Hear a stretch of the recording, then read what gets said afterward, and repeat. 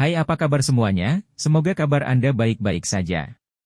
Terima kasih karena sudah memberikan support dan juga kesetiaan Anda untuk membangun channel Codot Film. Yuk kita lanjutkan alur ceritanya, sambil siapin kopi dan cemilan, setting suara volume full. Gasken. Simbol penghancur ranah adalah seukuran telapak tangan. Itu menembus kehampaan dengan kecepatan ekstrim. Pada saat itu, tidak diketahui seberapa jauh perjalanan Shihao.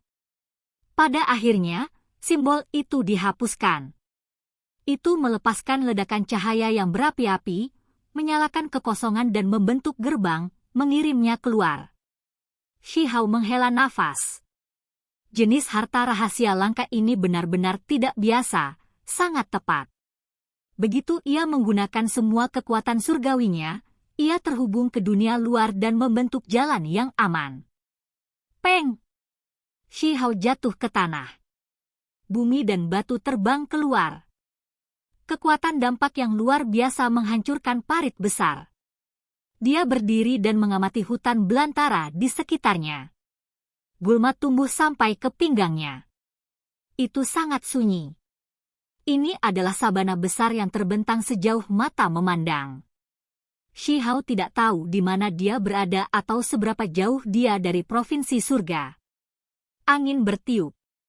Semua rumput besar bergoyang, mengeluarkan suara syasya. Ada juga aura tanah dan bau berumput. Shihao naik ke udara. Darah mengalir keluar darinya. Dia tidak bisa membantu tetapi mengerutkan kening. Dagingnya ditusuk dengan pedang ajaib oleh dewa sejati, menyebabkan dia terluka parah. Meskipun dia memakan obat berharga klan Merak, dia masih belum pulih sepenuhnya. Klan Surgawi! Dia berkata dengan lembut, matanya dingin. Kali ini, dia benar-benar mengalami bencana jenis ini. Setelah mengirim Yun 11 untuk beberapa ratus ribu li, menunjukkan kebaikan seperti itu kepada klan Surgawi, dia diperlakukan seperti ini, dipenjara dan disiksa. Dia mulai berpikir sendiri. Untuk warisan yang tak tertandingi, ada beberapa klan besar yang melupakan hati nurani. Bahkan jika itu adalah hal yang lebih munafik atau kejam, mereka akan dapat melakukannya seolah-olah itu bukan hal yang istimewa. Dia dengan hati-hati berpikir untuk dirinya sendiri. Mulai hari ini, tidak peduli apa, dia tidak bisa mendaratkan dirinya dalam situasi berbahaya seperti ini lagi. Kekuatan adalah fondasinya. Dia menghela nafas dengan lembut. Ketika saya menjadi seorang kaisar, saya pasti akan mengunjungi mereka lagi. Bahkan klan kaisar dan ras kaisar akan jatuh. Shihao berkata pada dirinya sendiri.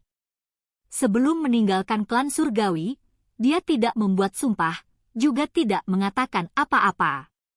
Dia hanya memberi mereka pandangan yang dalam. Itu karena tidak peduli berapa banyak yang dikatakan, itu tidak sebanding dengan satu contoh tindakan. Taman Bunga Matahari Iblis, dunia bawah bumi, negara surgawi. Aku akan mengunjungi kalian semua satu demi satu dan memainkan lagu darah dan api. Ini bukan sumpahnya, melainkan sesuatu yang akan dia lakukan di masa depan. Shihao melihat ke kejauhan dan berkata dengan lembut. Ketika dia pergi, para master sekte itu masih ingin menangkapnya. Sosok-sosok dingin dan kejam itu masih muncul di depan matanya. Ada juga pegunungan di ujung cakrawala. Ini menunjukkan bahwa ini bukan sabana murni. Shihao berdiri di udara. Dia mengamati tempat kejadian, batuk sedikit darah. Dia benar-benar terluka parah oleh klan surgawi. Ada lebih dari 10 lubang berdarah di tubuhnya. Krisis kali ini membuatnya merasa sangat terhina. Saya harus bangkit dan meningkatkan kekuatan saya. Bahkan jika saya hanya satu orang, saya masih harus menjadi klan kaisar. Dia turun ke tanah dan kemudian berjalan di sepanjang padang rumput. Rumput tumbuh subur, dan medannya sangat luas. Dia menunjukkan bumi dengan kemampuan ilahi yang luar biasa dan menuju ke depan. Dia ingin menemukan tanda-tanda tempat tinggal manusia dan memahami di mana dia berada saat ini, tempat seperti apa dia tiba. Sepanjang jalan, Shihao batuk darah lagi. Dia tidak bisa membantu tetapi mengerutkan kening. Dia merasa harus mencari tempat untuk mengobati luka-lukanya. Ini adalah pertama kalinya dia menderita luka seperti itu bahkan tanpa berpartisipasi dalam pertempuran. Tiba-tiba, dia berhenti. Dia mendengar suara gemuruh yang sangat menindas. Kemudian, bumi besar bergemuruh dan bergetar hebat. Bahkan ada suara gemuruh air terjun. Segera setelah itu, dia menyadari bahwa banjir hitam mengalir deras, apalagi dengan kecepatan ekstrim, mengguncang seluruh padang rumput ini. Tidak bagus, itu tunggangan lapis baja. Shihao terkejut. Itu adalah sekelompok kavaleri lapis baja. Mereka semua mengenakan baju besi hitam, bergegas melewati sabana yang luas. Mereka sangat cepat. Dari kejauhan, mereka tampak seperti banjir yang melanda bumi yang besar. Bahkan ketika dipisahkan oleh jarak yang begitu jauh, niat membunuh tanpa akhir sudah menyebar di udara. Seolah-olah musim dingin turun. Mata Shihao menembakkan busur listrik. Dia hati-hati menatap keluar, dan kemudian tidak bisa membantu tetapi mengungkapkan ekspresi shock. Semua tunggangan ini tidak biasa, semuanya adalah binatang buas, serigala raksasa. Setiap serigala hitam pekat seperti tinta dan sebesar gajah raksasa. Mereka tertutup dalam sisik dingin yang berkedip-kedip dengan cahaya gelap. Ketika mereka berlari, mereka bahkan lebih cepat dari angin. Jenis makhluk raksasa ini, ditambah dengan mereka yang berada dalam kelompok beberapa ribu, ketika bergerak bersama, seperti banjir hitam. Semua pengendara memegang tombak langit, tombak perang, dan senjata lainnya. Mereka mengarahkan mereka ke depan, tubuh mereka melepaskan niat membunuh yang besar. Sementara itu, kebisingan juga bisa terdengar dari belakang Shihao. Suara tapak besi memekakkan telinga. Mereka menginjak-injak rumput liar setinggi setengah orang itu. Dia berbalik dan melihat banjir merah. Aura ganas mereka bahkan lebih parah, demikian pula sekelompok tunggangan lapis baja. Namun, tunggangannya berbeda, sekelompok singa ganas yang semuanya berwarna darah. Kelompok surai singa ini berwarna merah tua, setinggi 2-3 meter saat mereka menari-nari di tiup angin. Seolah-olah api merah mengamuk. Ini adalah sekelompok binatang buas. Mereka sangat kejam. Masing-masing dari mereka seukuran gunung kecil. Ketika beberapa ribu dari mereka berlari bersama, sabana yang diinjak-injak bergetar hebat. Ada juga auman singa yang gila. Di atas tubuh singa-singa yang ganas itu duduk tentara-tentara lapis baja merah. Mereka membawa senjata berwarna darah menakutkan yang meletus dengan energi perang. Mereka membantai habis. Sekarang, kedamaian telah lama terganggu. Singa berwarna darah dan serigala raksasa hitam bergegas bersama. Pertempuran yang menentukan terjadi. Shihao terkejut. Dia menghadapi pertempuran hebat segera setelah dia memasuki padang rumput yang luas ini. Itu benar-benar tidak terduga. Untungnya, dia membenarkan bahwa mereka tidak datang ke arahnya. Dia berubah menjadi sosok kosong dan menembus padang rumput, menghindari tunggangan lapis baja di kedua sisi, dengan hati-hati mengawasi semuanya dari kejauhan. Membunuh! Mengaum! Teriakan perang mengguncang langit. Singa mengaum dan tangisan serigala terdengar, mengguncang seluruh sabana yang luas. Kedua belah pihak bentrok, dan darah segera melonjak. Pertempuran ini sangat intens. Cakar singa raksasa bergerak dengan kekuatan yang cukup untuk membelah gunung, mencabik-cabik bumi yang besar. Sementara itu, sisik serigala hitam gelap, sama ganasnya. Peu! Seekor singa ganas mencabik-cabik serigala yang sangat besar. Darah melonjak lebih dari 10 meter ke udara. Ao, raungan serigala memekakkan telinga. Serigala hitam besar membuka mulutnya, meludahkan pisau ringan, merobek cahaya ilahi yang melindungi singa dan juga membelahnya menjadi dua. Bandit serigala hitam, serahkan hidupmu! Ribuan pembudidaya di atas singa darah berteriak. Pada saat yang sama, mereka mengacungkan senjata mereka. Simbol meletus saat mereka meretas ke depan. Penjara singa darah, yang harus mati adalah kalian semua. Kavaleri serigala hitam juga mengaung. Mereka mengangkat tombak panjang dan senjata lainnya untuk menembakkan cahaya gelap, menusuk ke arah lawan mereka. Peu! Pertempuran ini luar biasa pahit. Dari waktu ke waktu, orang-orang akan menjatuhkan binatang buas yang sangat besar, kepalanya dipenggal, atau dada mereka ditusuk. Darah mewarnai padang rumput yang luas menjadi merah. Ada banyak orang yang naik ke udara, bertarung di langit di atas. Mereka menghasilkan artefak berharga mereka dan menunjukkan kemampuan ilahi, bertarung dengan intens. Sementara itu, banyak singa darah dan serigala raksasa hitam juga naik tinggi ke langit, membawa tuan mereka ke medan perang. Kedua belah pihak bertempur dalam pertempuran yang sangat berdarah dan biadab. Mereka semua sangat kejam. Shi Hao terkejut. Ini jelas bandit, bukan orang baik, tetapi kedua belah pihak sebenarnya memiliki ahli alam api ilahi, dan bahkan ada sepasang dewa sejati yang bertarung. Betapa tangguh. Tempat macam apa ini? Dia agak bingung. Kedua pesta bandit itu sangat ganas dan kuat. Dia benar-benar tidak tahu di mana dia berakhir. Segera setelah itu, 600 atau 700 mayat muncul dari kedua sisi. Ada binatang buas yang sangat besar, juga para pembudidaya. Darah mewarnai padang rumput menjadi merah. Api caotik hanyalah sesuatu dari legenda kuno. Anda semua mendengar desas-desus, namun Anda semua segera memutuskan bahwa kami menemukannya. Menyerang grup singa darah kami, kalian semua akan menderita pembalasan kami. Heng, legenda api caotik selalu ada di tempat ini. Jelas ahli klan serigala hitam saya yang secara tak terduga menemukan beberapa petunjuk, tetapi kemudian dicuri oleh klan Anda. Anggota kami dibantai, jadi kami secara alami menuntut penjelasan.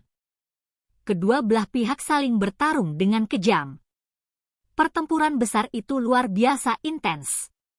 Semua jenis artefak berharga memenuhi udara, menutupi langit dengan rapat.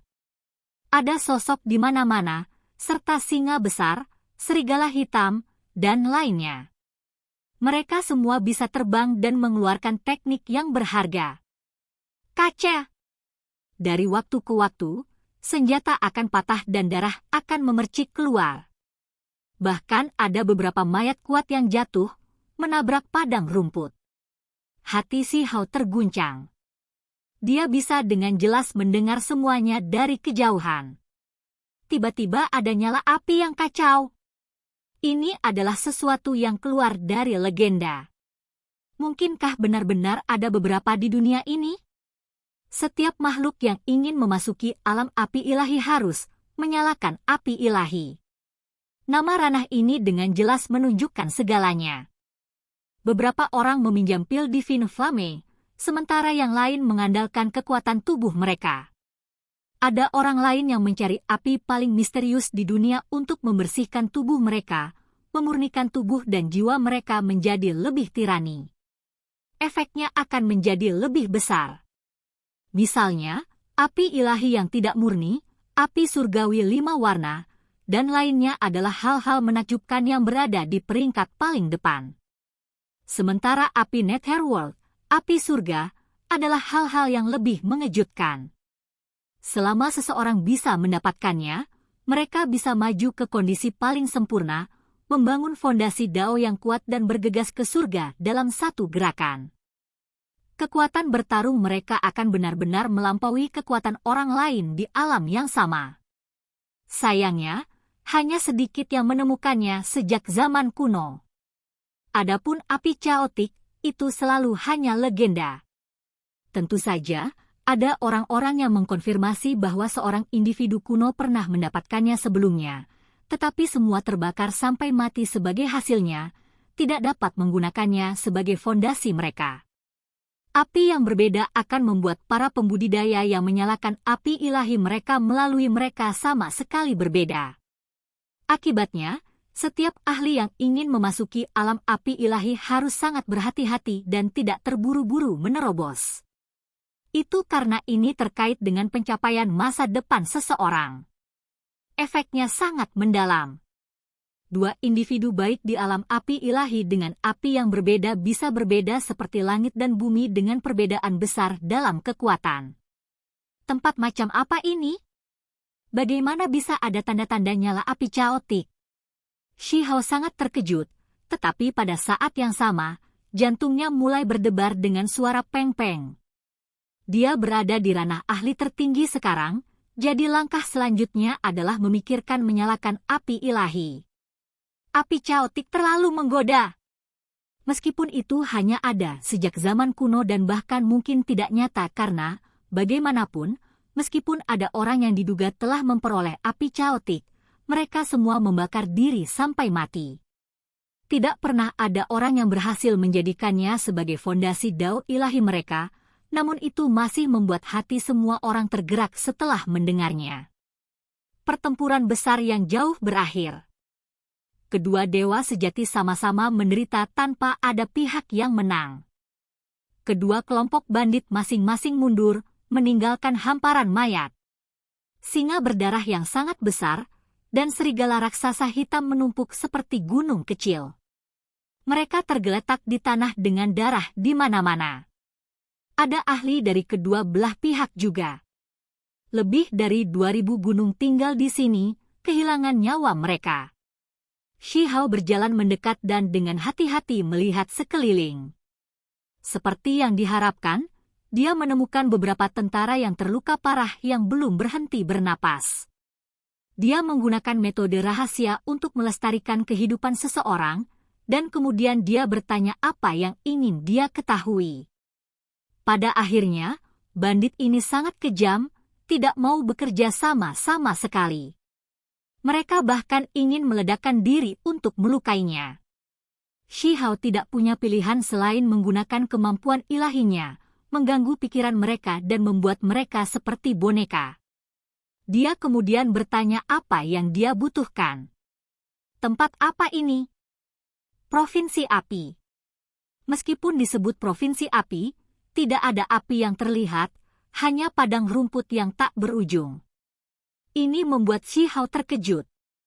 Namun, segera setelah itu, dia mengerti mengapa provinsi ini memiliki nama api. Seberapa jauh dari provinsi surga? Aku tidak tahu. Belum pernah mendengar tentang provinsi surga. Melalui tanggapan ini, Shi Hao sekarang yakin bahwa dia telah melakukan perjalanan beberapa puluh ke lebih dari 100 provinsi. Kalau tidak mungkin seorang ahli tertinggi tidak akan tahu tentang ini. Provinsi apa yang berbatasan dengan tempat ini? Dia kemudian bertanya. Berdekatan dengan Provinsi Dewi, Provinsi Kun. Shi Hao mengungkapkan ekspresi kaget. Akademi Dewi Provinsi Dewi sangat terkenal. Feng Wu yang dia lawan di Chopper Sparrow Altar ada di sana. Kemudian, dia mengajukan pertanyaan yang paling penting. Apakah kamu mendapatkan petunjuk tentang keberadaan api caotik? Setelah menanyakan ini, dia mengerti beberapa detail. Pada akhirnya, Shi Hao kemudian mengajukan banyak pertanyaan lain, membuatnya mengerti sedikit tentang tempat ini. Provinsi api sangat kacau dengan bandit di mana-mana. Distribusi kekuasaan itu kusut dan rumit. Di tempat ini, banyak bahan divine langka diproduksi. Sabana penuh dengan biji ilahi, dan kekuatan besar ditempatkan di mana-mana, semua demi mendapatkan materi surgawi dan harta duniawi yang paling berharga. Itu sejauh di mana ada emas abadi yang terkubur di dalam tambang kuno misterius yang legendaris.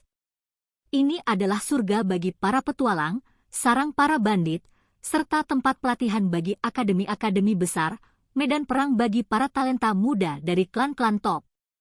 Itu sangat ramai dengan aktivitas.